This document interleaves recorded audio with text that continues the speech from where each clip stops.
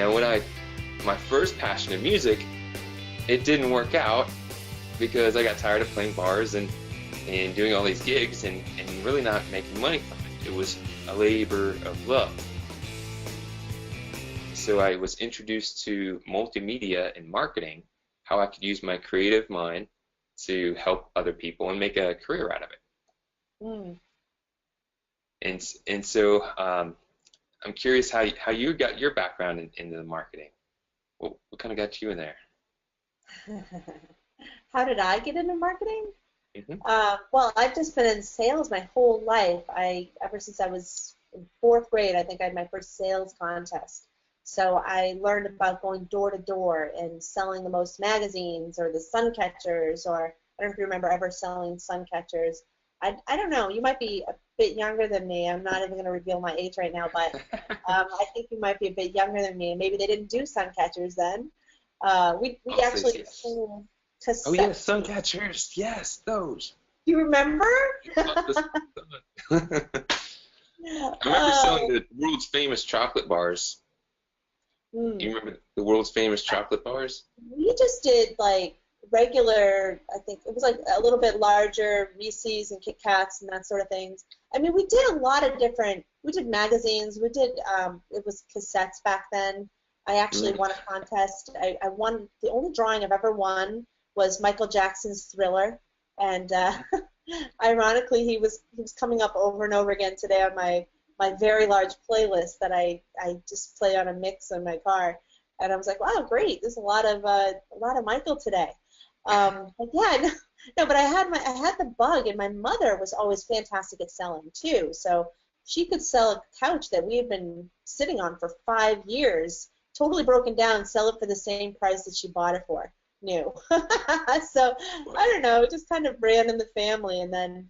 I went from cold calling to starting to learn about Dan Kennedy. For my first Dan Kennedy event a few years ago, I was like, oh, wait, there's a way for me to make them come to me. I don't always have to do all this cold calling, which is up until then, something I've been doing my whole life. And still, it's very reliable, but it's nice to have a few. You can't just do one thing. It's nice to have a few different things that you can do, which I think is one of the things you're going to be talking about. One of the things that I like to ask in these interviews are, what are some of the mistakes that you've learned from? I mean, you're an entrepreneur, and you've been doing this for quite a while, and you've been studying marketing forever. What are some of the things that you've learned from that you think might help the audience today? All right, excellent. Well, this is going to be a good segue. So, I got started off in music, and it didn't work out. So then I got in marketing, and I got jobs in marketing, and I climbed the ladder, and then I realized, I hit the ceiling, and in order for me to grow higher, I would have to either A, move to another place and be away from my family, or B, start my own business and be an entrepreneur. Well, I thought I would give it a shot and at least give it a try to be an entrepreneur. And my goal that I started off was I wanted to be a freelance web designer. This is about 10 years ago. And so I was able to be a freelance web designer. And so here's the mistake that I made, and I see a lot of other people making the same mistake. They didn't start off with a bold vision clearly defined. It seems very simple and basic. But it's actually quite common for someone to not have a bold vision clearly defined of what they're trying to achieve. And what we tend to do is we tend to think about the next thing that we want to achieve, the next project that we're working on. But what we say is take a step back and really define what you want your life to be like. So how much money do you want to make? With whom do you want to work? Do you want to travel? What sort of projects do you want to take on? How's your day look on a daily life? Ideally, if you had a magic wand and you can make your life anything, what would it be? And actually writing that down. Questions. Most people don't start with the end in mind, and so working backwards from what you want is really the way to plan for it. Is Right. that So what you're? Yeah. yes, with Stephen Covey's 7 Habits of Highly Effective People begin with the end in mind. And so we tend to think about maybe a project or a couple steps ahead, or maybe the business that we're working on. But what is the life that you'd actually want? And build the business around the lifestyle. So looks like I may have lost you, but I'm going to keep going. No, you didn't lose me. I had to cough. Okay. I didn't want to interrupt you. I'm sorry. No, we're good. We're good. I'm getting over a cold. So if I've talked to a lot of people, actually my partners at Rock Image, we wrote this book called Amplify Your Business: The Rockstar Professional's Guide to Marketing Success. And one of the first things we talk about really is, the path towards achieving what you want is beginning with the end in mind, having a bold vision clearly defined. So when you know what you want, then build it, leveraging your brand, being authentic to yourself, attracting the right people, and building the systems around it to all make it come together. Now, do you have any suggestions on how to, maybe brainstorm that? I mean, I've heard people say doing vision boards is helpful, where you cut and paste all the things that you're looking to enjoy in life, and maybe it's having a home, a vacation home for your family. So maybe you want to take a picture of that, or even just having dinner with your family for some people is a dream because they work so much. Maybe it's a certain car you like. Maybe it's just fun goals, and then there's also long-term goals like having great 401k ready for your retirement and that sort of thing. Do you have any suggestions on how people can really brainstorm that sort of thing? Yes. In fact, one of the things I'm going to be giving as an opportunity for people to look to tune in and learn more is a blueprint, the Rockstar Professional's Blueprint, and it walks you through the process of starting with a bold vision all the way to living your bold vision as a rockstar professional. So if you really enjoy something, we want you to do it. Right now, you're in the performance of your lifetime. It's called your life. Go all in. Make it what you want. And too often, we don't take the time to do that. So here's a suggestion. Number one, take a deep breath. Step back, unplug, and actually focus on it. Take some time to really work on it. It's your life. And it's so sad. When we wrote this book, after we wrote it, I would go around and talk to different people, different business owners and entrepreneurs, and I would ask them, what is your bold vision? What are you looking to achieve? Can you guess what the number one answer was? They don't know? Exactly. Wow. We didn't even talk about this beforehand. Right. And most people clearly don't know what they want. Now, one of the things that can prevent you from knowing what you want is actually a little bit of fear. Fear is sometimes something that and you can be actually afraid of something, or sometimes it's something you're not even aware of. And I'll admit, for me, I had a fear of things not working out, so when I set my bold vision, or my vision at the time to be a freelance web designer, I wasn't thinking bold. I wasn't thinking big. I was just thinking what I thought I could achieve, not what I wanted to achieve. So to your point earlier, the This vision boards, right? It does, because here's a little thing I like to put out there. So if you were asked to build a skyscraper, right? That would be a tough one, right? I've never built a skyscraper before. That is a tough one. And I don't want to build either. That's right. If I wanted to, I'd certainly want to find a way. Exactly. So we don't always have the same goals. Some people may want to do big things. Some people may want to do something that's smaller that suits them, but it still needs to be defined. So here's how this little analogy works. So if you were asked to build a skyscraper, one thought you might have, and not you particular, but the thought one might have is, I'm going to start off with building a doghouse. and then I'm going to work on building the doghouse, and then once I learned and mastered how to build a doghouse, I'm going to move on to a shed.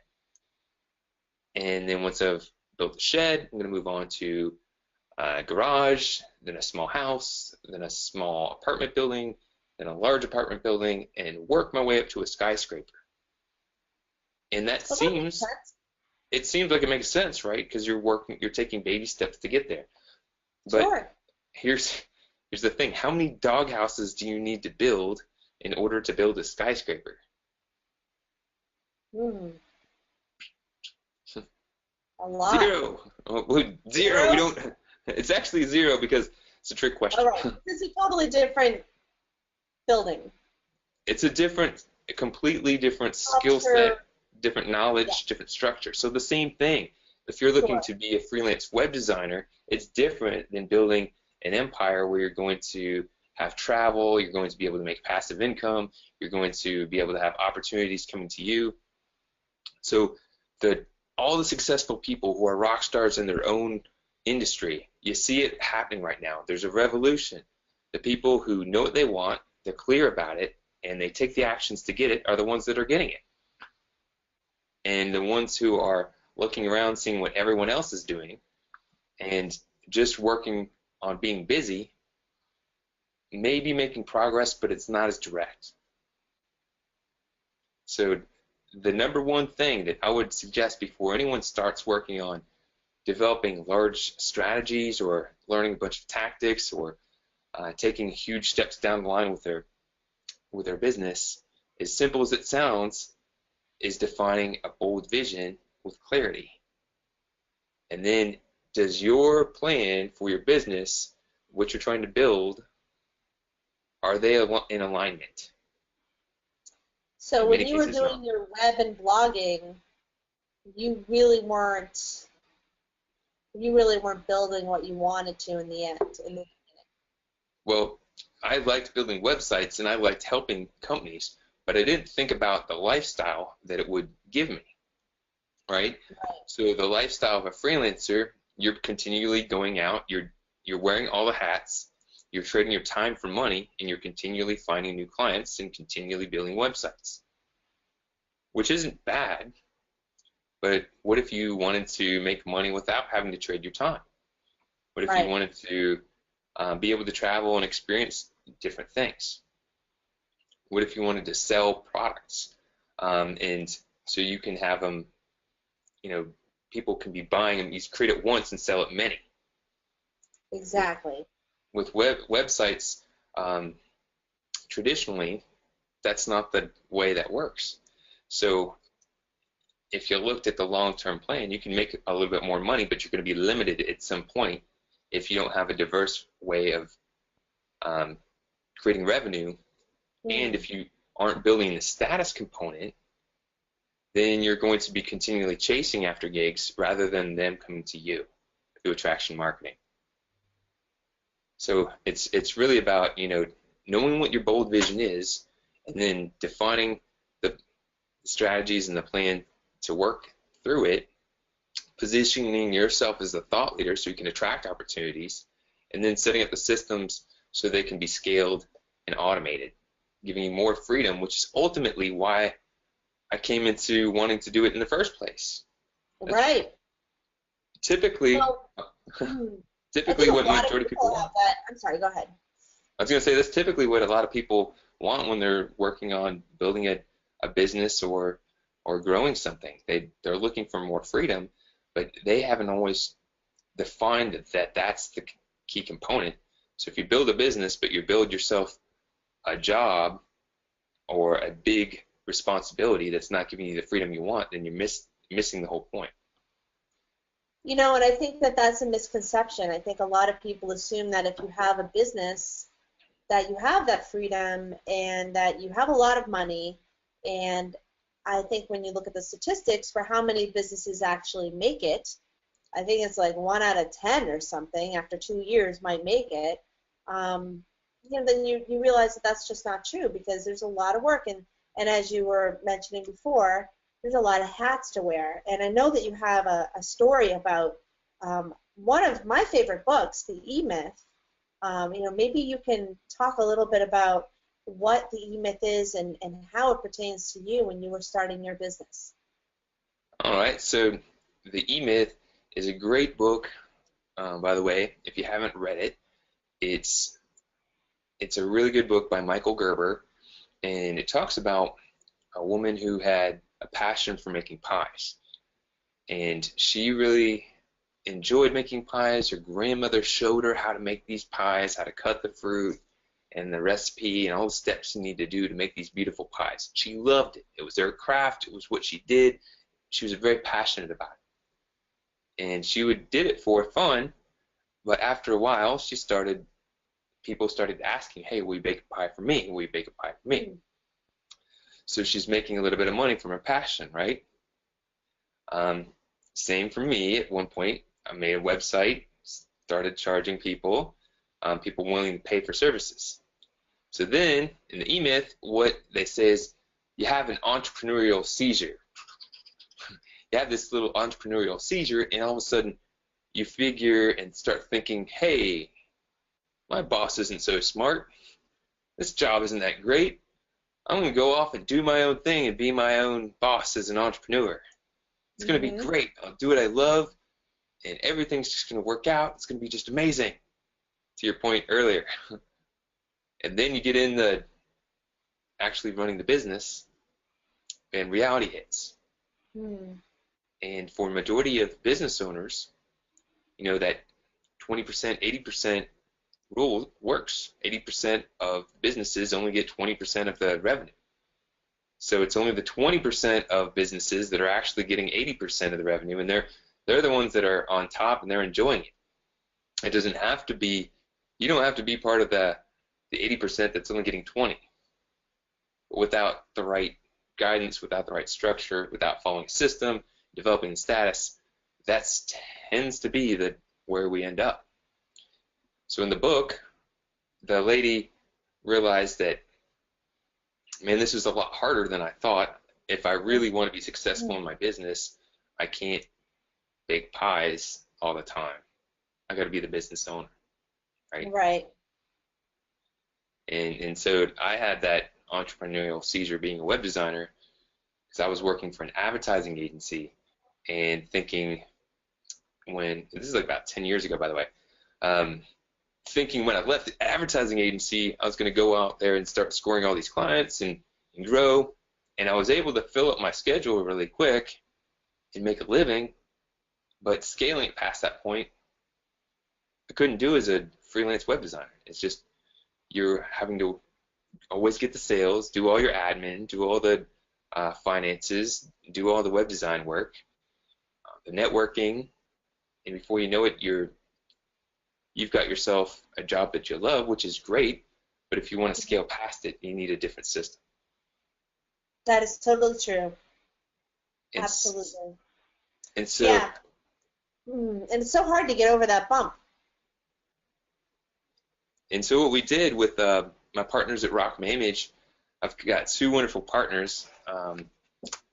This is them. It's Jen DeVore Richter and Mr. Manny Torres. We studied the clients because we came together as partners because we're three solo acts playing different instruments. Manny was doing graphic design and branding. Jen was doing marketing strategy, and I was doing web and digital. And we're passing work back and forth, and we're like, man, we're playing different instruments. Let's come together as a band. And that's how we formed Rock My Image. And so then we were working for a while, working with businesses, helping them to grow their businesses, improve their visibility, get more clients. And we started noticing that some of these businesses were really growing and achieving things. And some of them we just had trouble getting the results for. And we really looked into it and said, what's the differentiation? Any guesses? Some of them were better at branding themselves and some weren't. I don't know. That's a great guess because you're hitting the nail on the head. The ones that defined what made them, that was off the cuff, by the way. Erica did not get this answer earlier. She just off the cuff. used her spidey sense in marketing and said, you know, there's probably something to this. Well, your definition of what your company does is helping people brand, so it may look like a parlor trick, but that's a good guess, an educated guess. Well, you know, you can. It's about so many different things. To be like a rock star professional and really do something that's different, not just with the marketing component, because if you're marketing that you're different, but your business isn't really different, then maybe you attract business, but it's not going to have the explosion effect than if you actually are different. So we went back and said we need to go back and create the basics, the foundation of what makes people unique. What is their differentiation? And that's why we created this series. This is volume 1. We're currently working on volume 2. But this book talks about like the foundation of building the bold vision, the inspired mission, the reason, motivation. What is the foundation of what you're trying to create? Getting everyone on board clear. What are your values? What are the things that make you unique? If you can't get those defined, if you don't have something that's going to excite you, your customers, and your employees, it's going to be really hard to take it to the next level. It's just like an act in music. If you put a mediocre product or artist out there, it's going to be hard to market them and make them the next superstar. It's the same thing in business. Rockstar professionals know how to rock it, know how to be different, gain attention, and leverage it through systems. That's fantastic. Now, one of the questions I like to ask when I'm doing this interview is, you know, there are a lot of different marketing tactics out there, and I know that you guys provide some of those services for your clients, and you've used some of those tactics to help grow your own business. What's the best marketing tactic combination that, you know, maybe somebody can pick up and run with it and get some results right away? All right, so it's kind of like, we'll go back into, I like using the music analogy because people can see it one way and then they can apply it to themselves.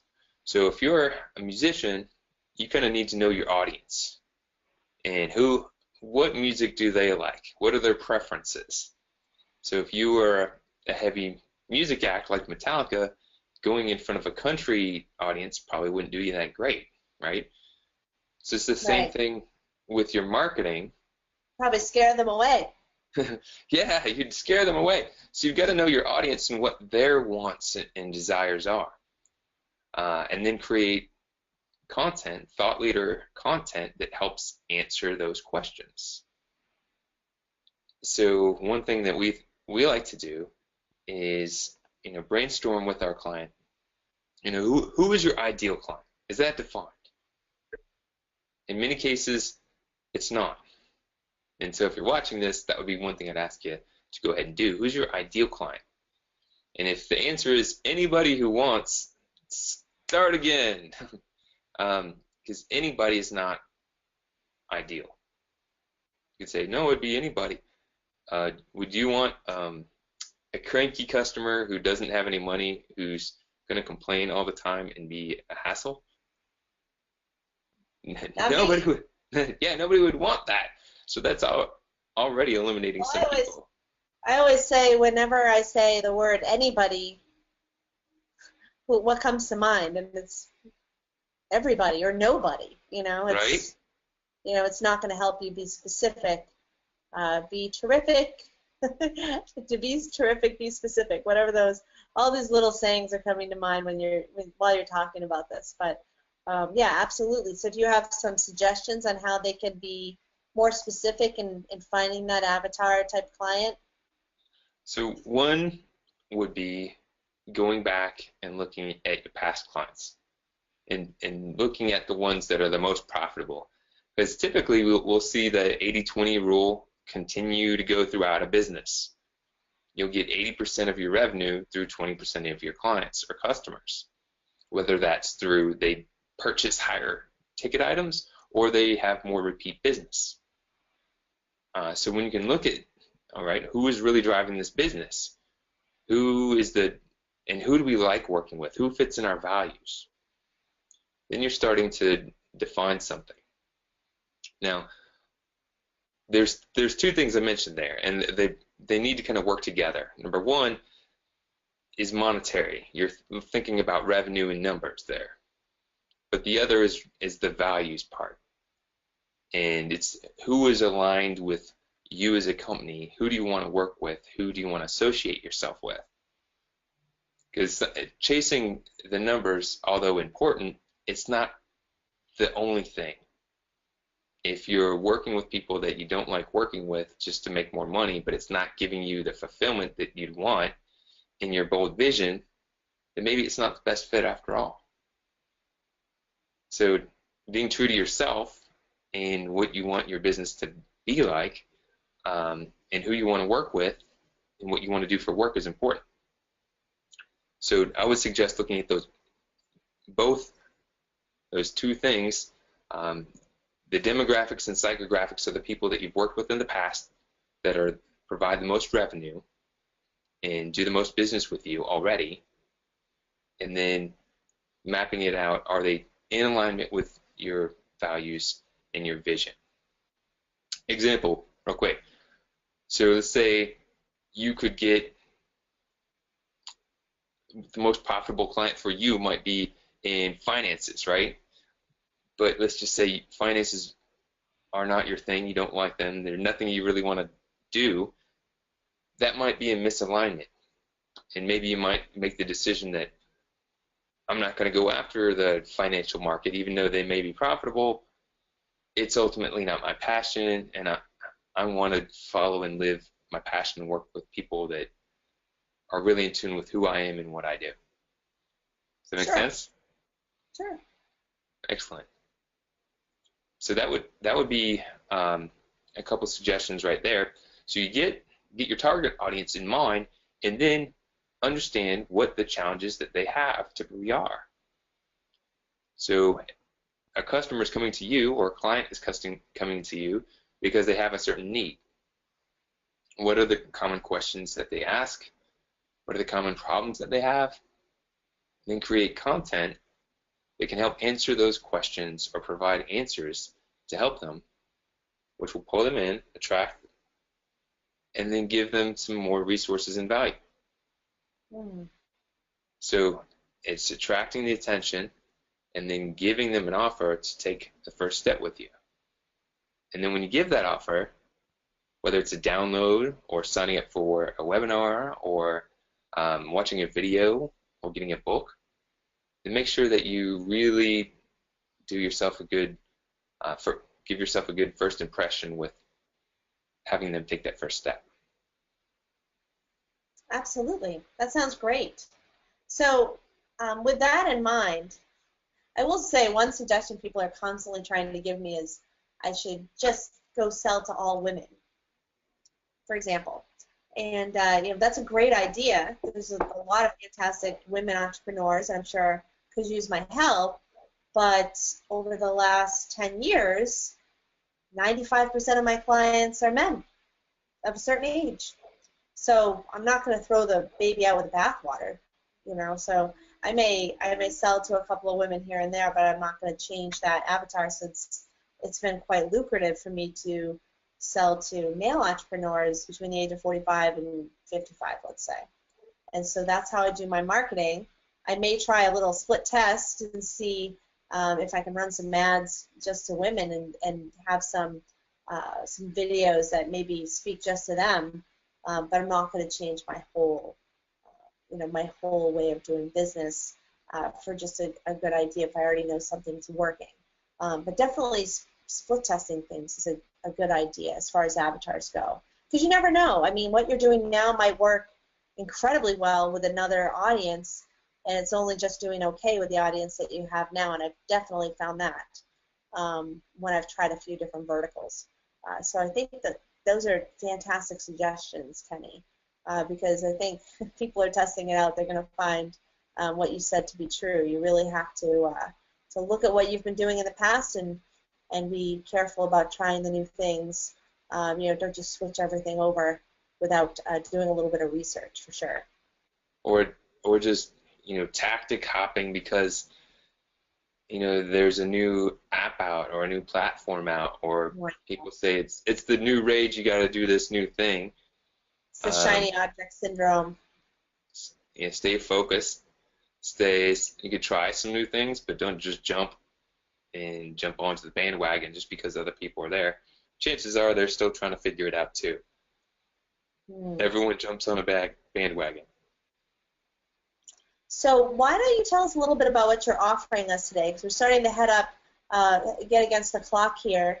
I know you're offering the audience something fantastic that's going to be incredibly helpful. And I believe it is a blueprint. So let us know a little bit more about that.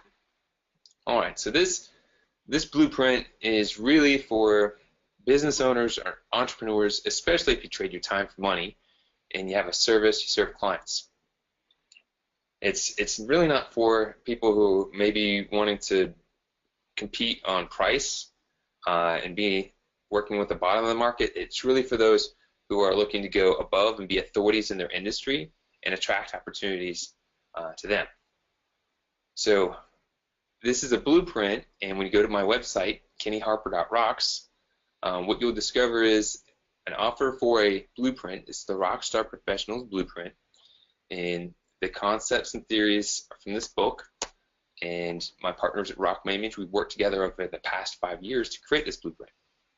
Now when you download the blueprint, you're going to see the process and path to start you off from making sure that you're beginning with the end in mind, having that bold vision defined, and setting the stage for success. So even if you're already in business, you can align and make sure that you're set up for success. Last thing you'd want to do is work 10, 20, 30 years on a business. Let's hope you don't work that long on a business, only to find out that you really didn't think about the end game plan first. So we want to set the stage for success. Second part of this blueprint, we walk through producing your brand. Now, your brand is the foundation of all your marketing. It's what differentiates you. It's what attracts opportunities to you. So you want to make sure that you have a brand that's solid and you're attracting your ideal target audience to you. Then we walk you through the third arm of the blueprint, and this is going to be creating your marketing action plan. So it's really defining your goals, your blueprints, your goals, your KPIs, your milestones. In this blueprint will show you how that process is important so you can make sure that you're actually moving towards your goals through time. Then the fourth arm we walk through amplifying your business. It's really about scaling it, putting it on autopilot so you can have more freedom and fulfillment, which you aim to achieve. And finally, we end on the fifth arm, which is continuing to rock your authority.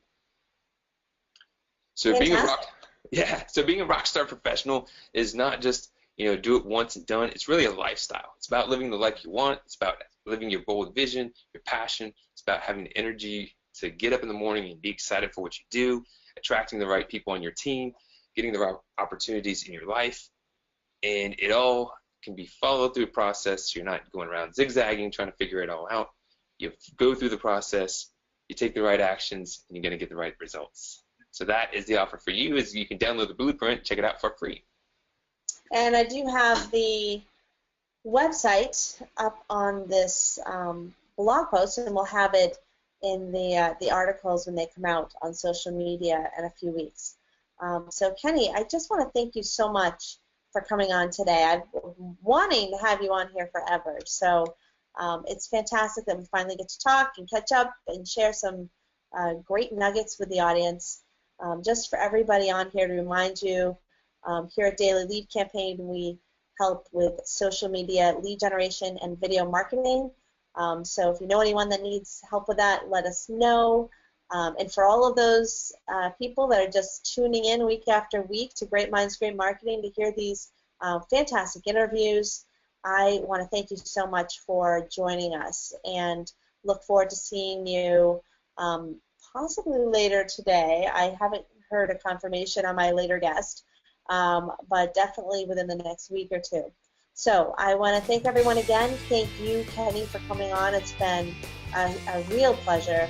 And I'll look forward to seeing you at the next conference. And for the audience, I look forward to seeing you on the next show. So thanks again, everyone. Thanks, Erica. Thanks, guys.